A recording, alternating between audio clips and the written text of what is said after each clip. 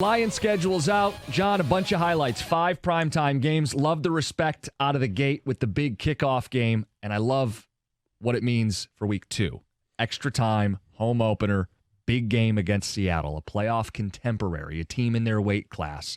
I love that they get that 10 days to prepare for Seattle.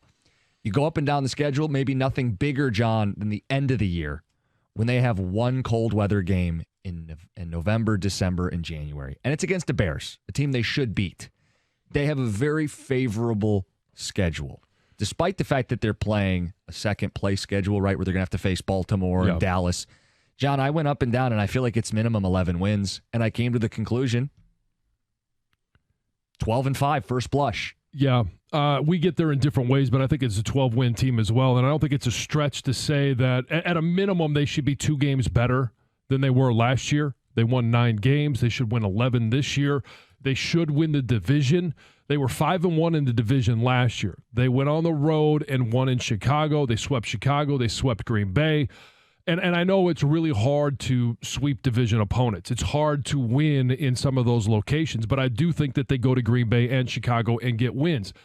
If there's going to be one, and I know everybody doesn't want to say, hey, you go up to Minnesota and you lose in Minnesota, but that's going to be, in my estimation, the toughest road trip in the division that the Lions will have. Mm-hmm. And then you look and you say, okay, how does this set up well for the Lions?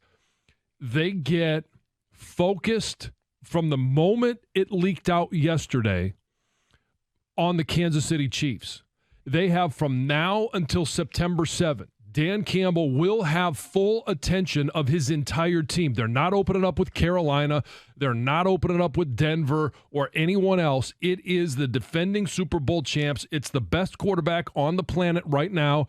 And they're going to have – Dan Campbell will have full attention at every OTA, at every single thing that this team does, because they know they are preparing to play and open the NFL season on national TV when no one else is going to be taking attention away from the one game that everybody wants to see, and that is the first game of the NFL season. It opens, and they are going to be completely focused on that. Then they have 10 days to prepare for Seattle. They've got 2 weeks for the trip to L.A. It all sets up well. What do we know about Jared Goff? He struggles on the road, and he struggles in cold weather. You already mentioned it. One game in November, December, January that is cold. It's in Chicago. It's against a very much inferior opponent. It sets up well for where the Lions are in their rebuild. And I say it's still a rebuild until they get to the playoffs. We heard it from Frank Ragnow just moments ago. They didn't win the division. They didn't make the playoffs. They don't have a playoff win. Until they get there, the rebuild is ongoing. They have to be able to take that next step from 9-8 and all of the great momentum, the ascension that this team is taking. They have to take it to the next level, and until that happens, the rebuild is still going. We have a crazy dynamic. We have a poll question up. Jansen and Costa have the Lions going 12-5. Are you with them or against them? 60% of people are with us. But what's interesting, John, even you admitted, you're uncomfortable.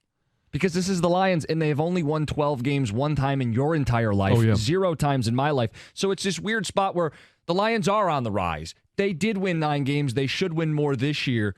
Yet I think there's always a little bit of uneasiness with the expectations. So we want to know your win total. We want to know how you feel about your win total. 248-539-9797.